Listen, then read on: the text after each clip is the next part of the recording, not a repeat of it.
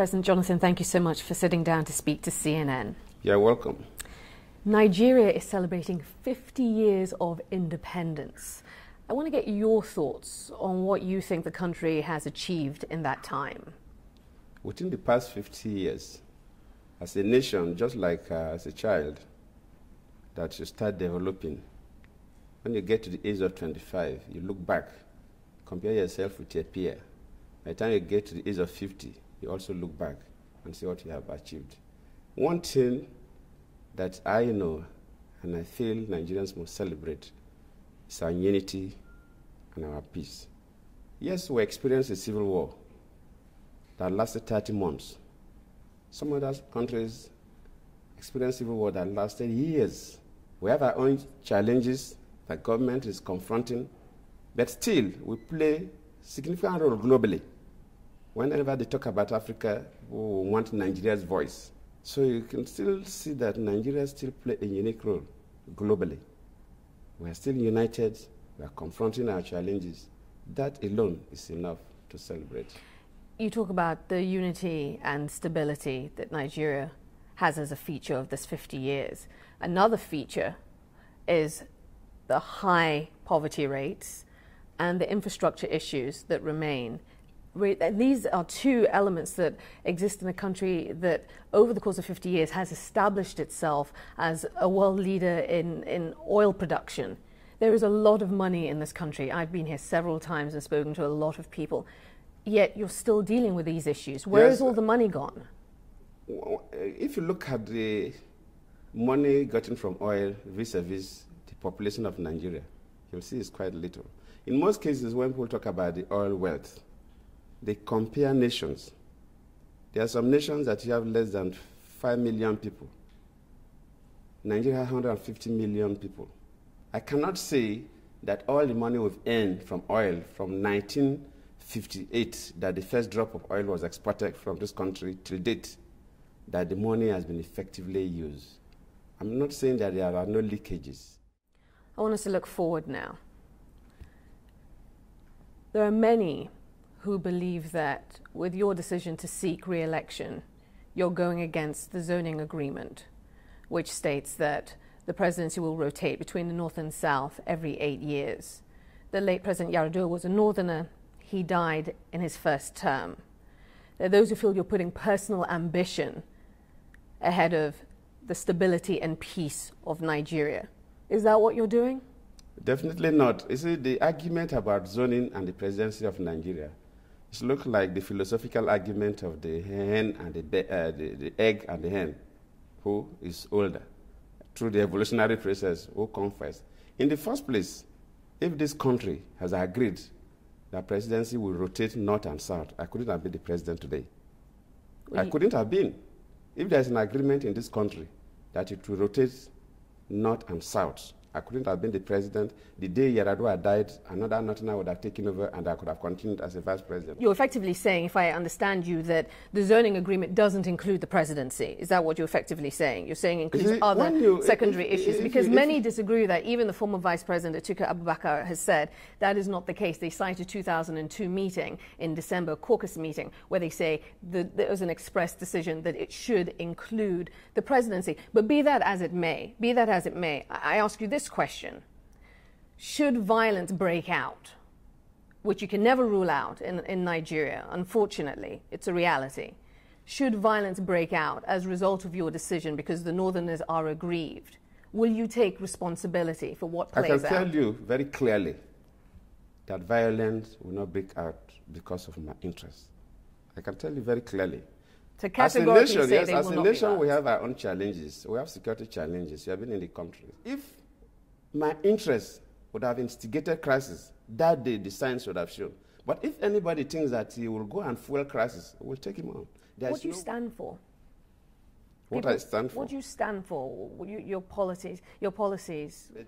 We want to lead a country where people will be less greedy, where people will know that the commonwealth of Nigerians belong to all Nigerians, where people will know that your individual wealth depends on the wealth of people around you. If you alone become the rich person and everybody around you is poor, you are very poor. I want to live in a country where we will no longer live as prisoners. Why do we have excesses of criminal activities now? Because the thinking is that the wealth is not uniformly distributed. A lot of young graduates have no jobs and they have no hopes, and they take to arms and ammunition or some kind of antisocial living. We want to refocus Nigeria to make sure that basic infrastructure is provided, the environment is created for private investment, both within and direct foreign investment, so that jobs will be created. That is my dream for Nigeria. So you're saying you represent... Yes. You represent what? Yes, that is my focus. You represent what? That future change? What are you saying yes, you represent? I represent the group that we are saying that this country must be transformed. I'm not saying our past leaders didn't do well. They tried. But using the capabilities of Nigerians. If you come to this country, for example, they talk about brain drain. A number of well-trained Nigerian medical doctors, engineers, and other professionals leave Nigeria to the developed society. We want to revert that. Let's move on and talk about corruption. Corruption is one of those issues here in Nigeria that every time there's an election, politicians stand up and say they're going to tackle it, they're going to get rid of it, yet very little changes. That is just the ugly truth. Why should people believe you when you say that you will do something about the problem? You'll do something lasting about the problem. I never play politics with the development of Nigeria. So yes, the issue of corruption is a major challenge, especially in developing societies, not only Nigeria. Even in developed society, frankly speaking, it's just because their laws are so stringent and they are monitored. And that's why people go. Most of the people who create big corruptions here, especially the companies, they are not Nigerians. But the laws of the land and the prosecution of those people. The institutions that are set up to enforce these laws are up to the task.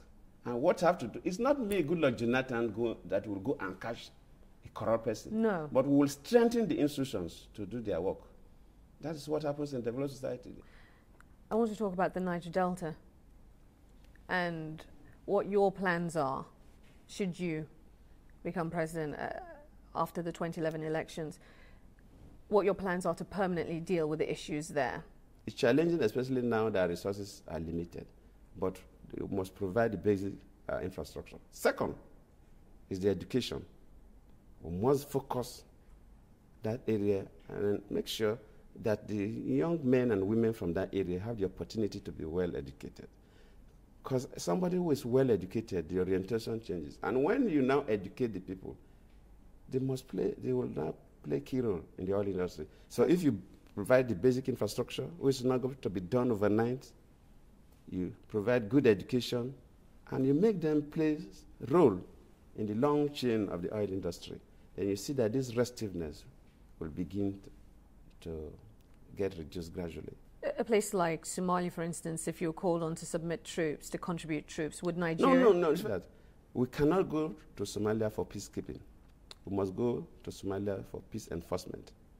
So if the day I'm moving troops to Somalia, I go with all the force that we require, and UN must change their rules of engagement to allow us defend ourselves. I will not allow one Nigerian soldier to be killed by anybody.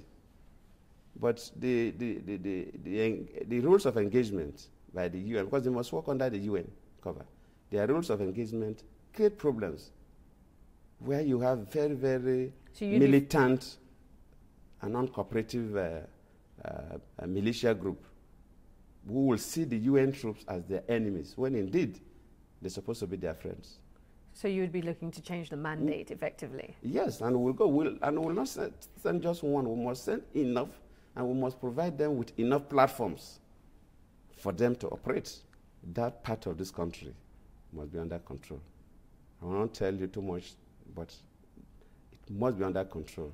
And the kidnappers have a very short history. They will celebrate their victories for a few days. But is there an operation underway? We are on it, but definitely we'll get them out.